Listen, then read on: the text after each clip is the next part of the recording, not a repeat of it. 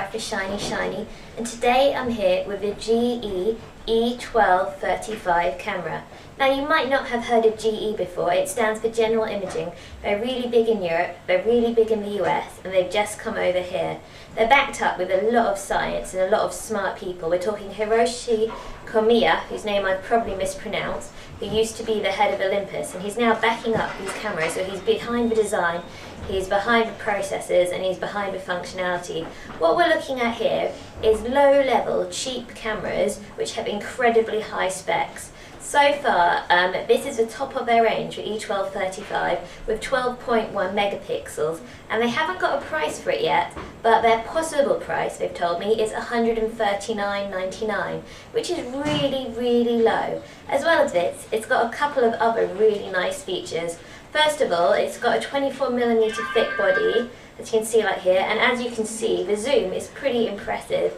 It's got a 4.5 times digital zoom and a 3 times optical zoom, but the quality of the lens and the craftsmanship and just quite how far it comes out is something really unexpected on such a budget model. It doesn't feel particularly heavy either, which is quite nice. We've got a 2.7-inch LCD screen over here, which you can see.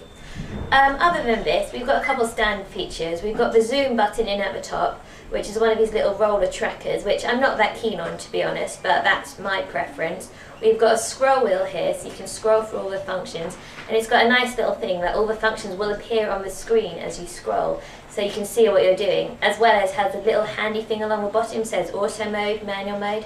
If you're new to digital cameras and you're not quite sure what all the functions do, this is really good for you. As well as this, we've probably got the first ever smile detection. We're used to face detection now, which always means you get the perfect portrait, but we've got a dedicated smile button here where you press it and immediately it won't actually take the picture till you're smiling. It could get a little bit weird if you're sort of like somebody who's quite moody, but you can turn it off.